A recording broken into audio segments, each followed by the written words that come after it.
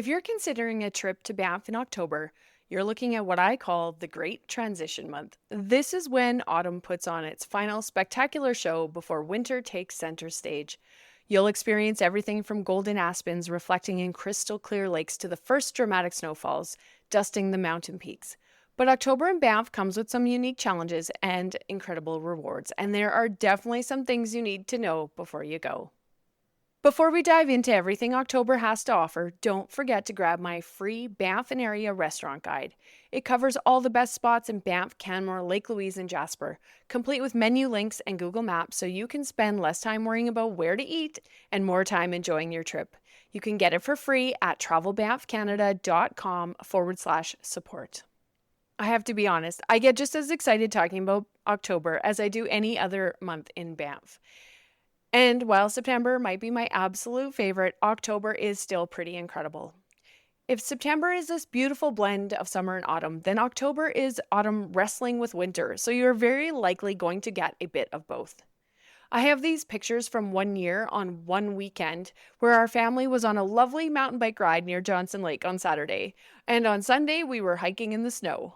October typically starts out feeling a lot like late September. You've still got pleasant daytime temperatures, beautiful fall colors, and most everything is still open.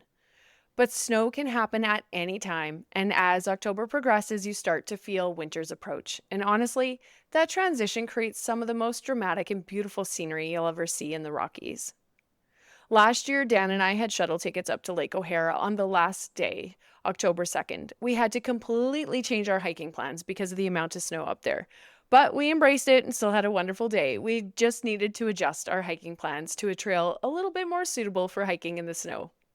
So the thing about October that I want you to understand is that it's unpredictable. One day you might be hiking in a t-shirt under brilliant blue skies, and the next you could wake up to a fresh dusting of snow that transforms the entire landscape into this winter wonderland. It keeps you on your toes, but that can also be really wonderful. So let's talk more about that October weather, because this is where preparation really matters. As I said, early October can still feel quite pleasant. You're looking at daytime highs anywhere from 7 to 13 degrees Celsius. That's about 45 to 55 Fahrenheit. The mornings will be crisp, but manageable, and if you get lucky with the weather, you might even have some of those perfect autumn days where you just want to be outside all day long. But here's where October starts to get interesting. As the month progresses, those temperatures start dropping more dramatically. By late October, you could be looking at daytime highs of only 3 to 6 degrees Celsius. That's in the high 30s to low 40s Fahrenheit. And nighttime, well, you better be prepared for some temperatures that can dip below freezing. The other thing about October is precipitation. You're going to see more of that than in September, and it's going to be a real mix. Some days it's rain, some days it's snow, and some days you might see both. And those mountain peaks, they're definitely going to start showing more and more snow as the month goes on. In 2021, there was so much snow in October that the ski hills opened some runs by the end of the month. We haven't seen that happen since.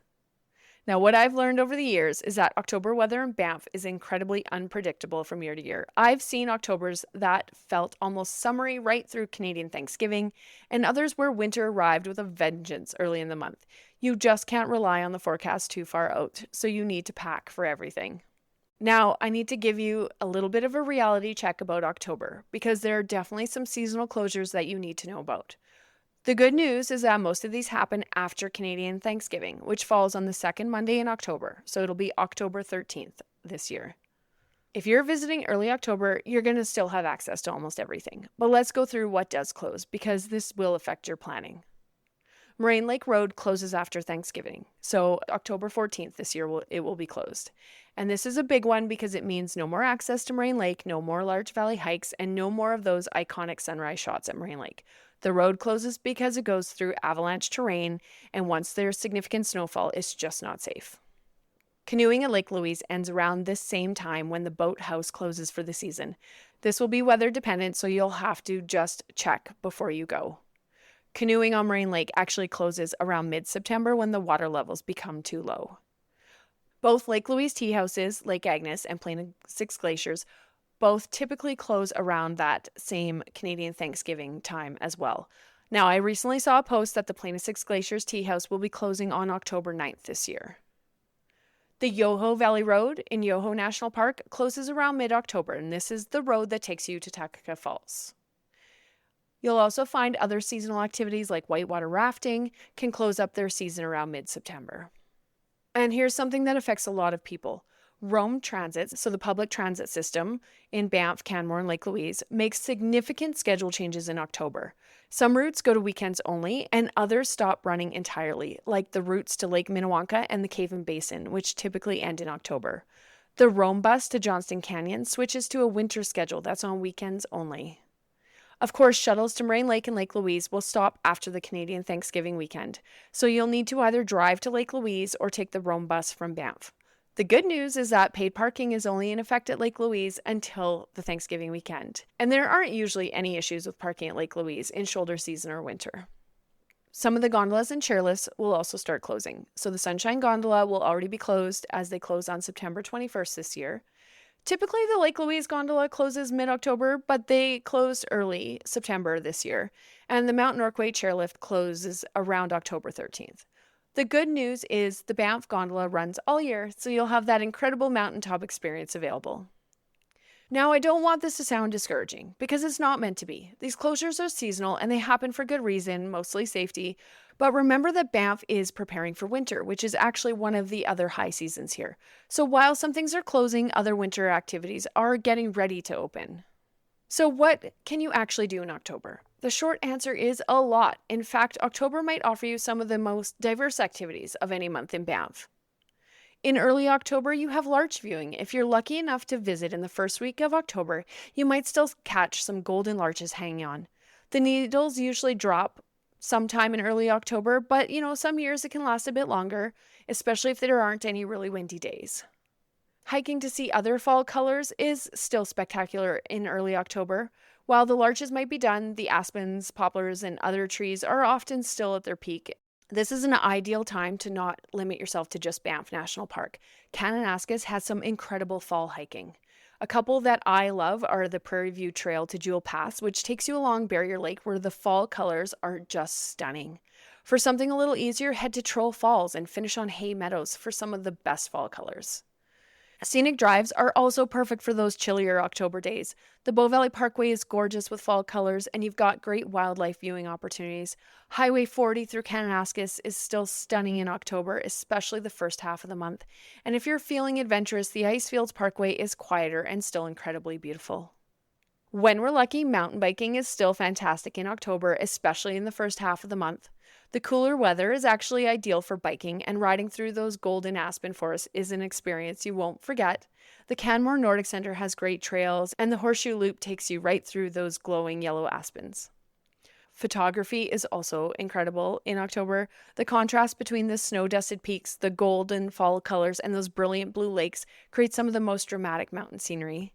Plus, with shorter days, it's easier to catch those golden hour shots at sunrise and sunset. Like I mentioned, canoeing is still possible at Lake Louise or Emerald Lake until around mid-October. And let me tell you, there's something magical about being out on the water when the mountains around you are dusted with snow. Just know that this can be very weather dependent too. I have even more suggestions on what to do in October in my full guide that I'll link to in the show notes.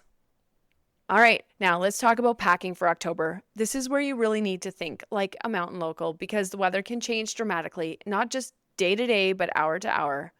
One good strategy is to have a moisture wicking base layer that you can build on. Start with a good merino wool or synthetic base layer that will keep you comfortable whether it's 15 degrees or -5 degrees.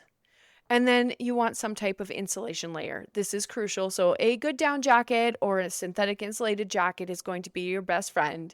I recommend something packable so you can stuff it in your day pack when you don't need it. And then obviously a good shell layer, something that's going to be waterproof and windproof.